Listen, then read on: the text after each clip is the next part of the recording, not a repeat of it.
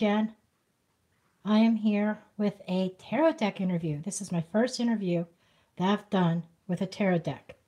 A lot of other YouTubers, they interview their decks when they get new decks, and just to kind of get a dialogue and get some kind of rapport and of how the tarot deck wants to be used, etc., etc. And I decided to jump on that bandwagon. I have this deck that when I got it, it wasn't exactly what I thought it was going to be. And I opened up and looking at the images, and they seem to be really odd and far out there to me. So I watched a video the other day. Somebody was interviewing a deck, and I got the idea. I said, well, that's what I need to do.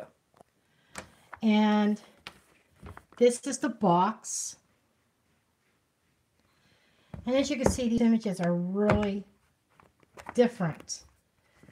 And it has the guidebook, and I'm sorry I'm doing this with one-handed, with little color depictions of each card. That'll focus. Okay. Has spreads in it and everything. I'm not going to go through each card, but these are the backs. I did edge mine, because you know how I am. I don't like white edges. This is the Sun card. Here's the Fool. So the images are different. They kind of combine, can you say, like human trees? It's the best description I could give these. And I think that even on Amazon it says about combining humans and trees together.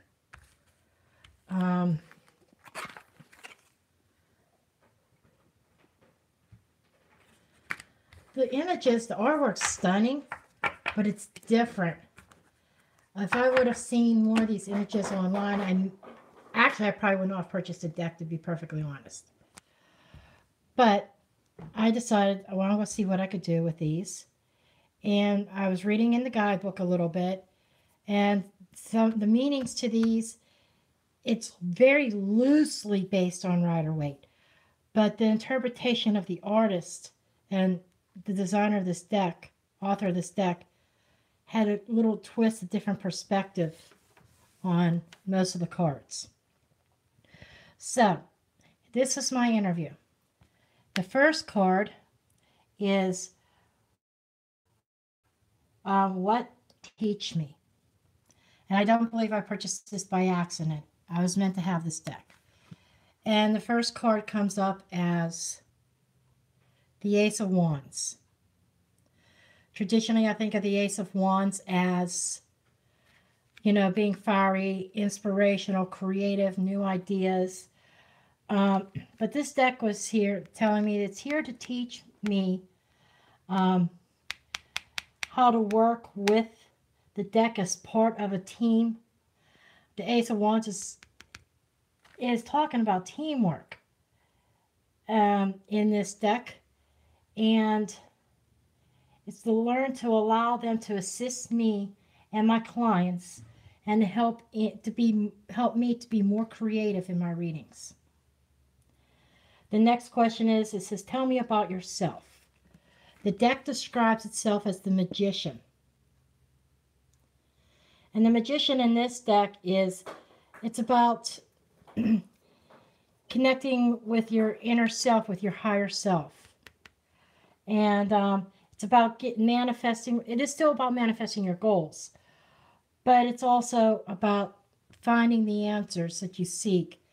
It's more of in a magical way, in a mystical way, almost like a psychic would, And it says this: I am here to guide you, and to guide.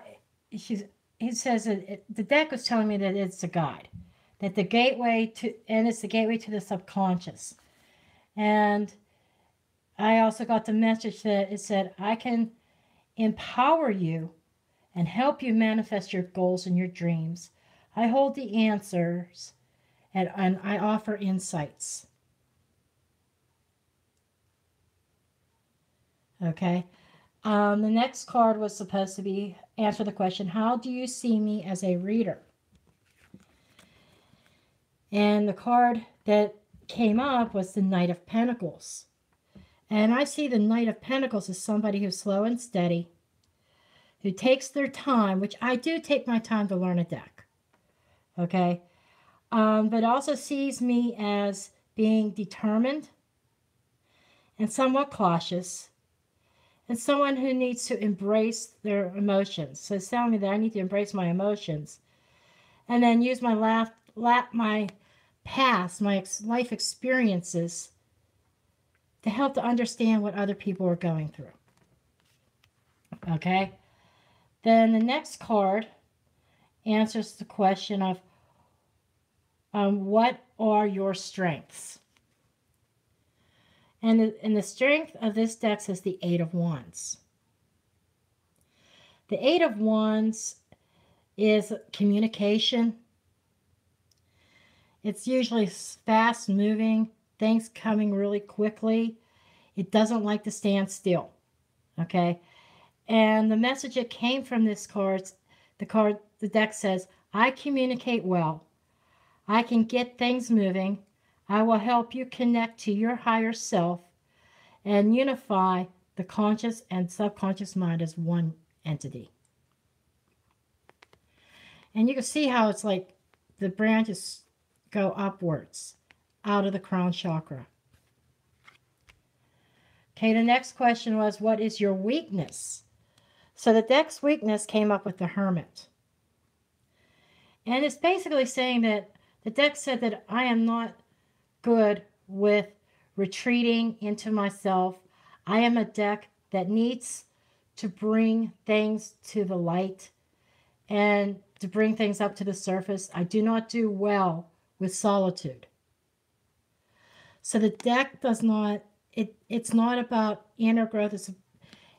It's a connecting with your higher self, bringing messages, but it's more of a fast-paced type of thing.